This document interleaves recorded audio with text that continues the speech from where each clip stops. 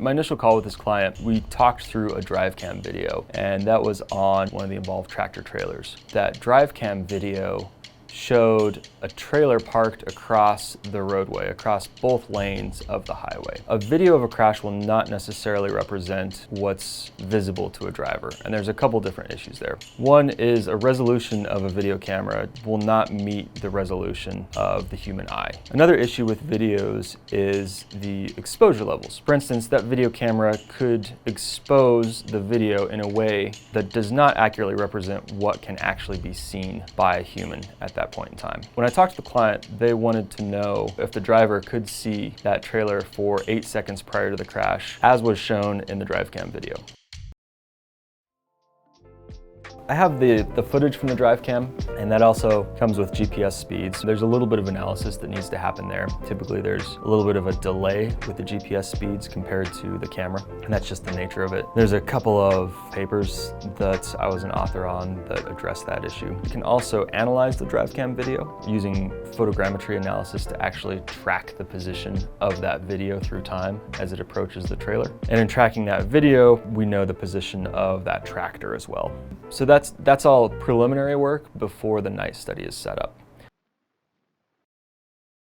What we wanted to do is set up a scene with exemplar vehicles and exemplar trailer across the roadway and look at that from an exemplar tractor to see if that was visible. One of the things that we didn't know going into the night study is whether the lead vehicle that was on the shoulder had its high beams on or had its low beams on. Just a couple of frames before the impact, we can actually see the shadow of the tractor being projected onto the trailer. One of our visualization staff, Mike, pointed that out, and I thought that was a great find. So we parked the exemplar tractor about 50 feet away from the trailer, and we had the lead vehicle that was parked on the shoulder turn on its low beams, and we didn't see a shadow on the side of the trailer. We had that vehicle turn on its high beams, and we saw the shadow on the side of the trailer exactly how we saw that in the drive cam video. So from that, we were able to conclude that that lead vehicle did have its high beams on, and so the entire study was done with the high beams of that vehicle on. Starting at about 750 feet and in 50-foot intervals, I took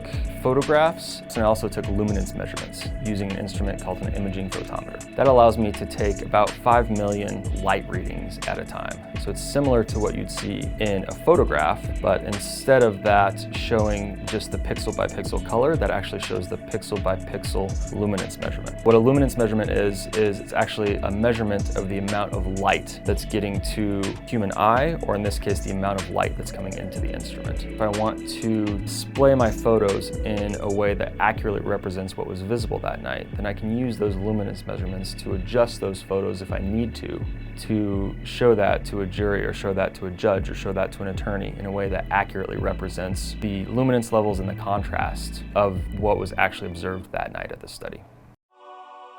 This was a case where we saw the trailer in the drive cam footage. When we got out there, the trailer was easily visible from a distance of 750 feet, and we probably could have gone back, an additional 750 feet and still saw the trailer.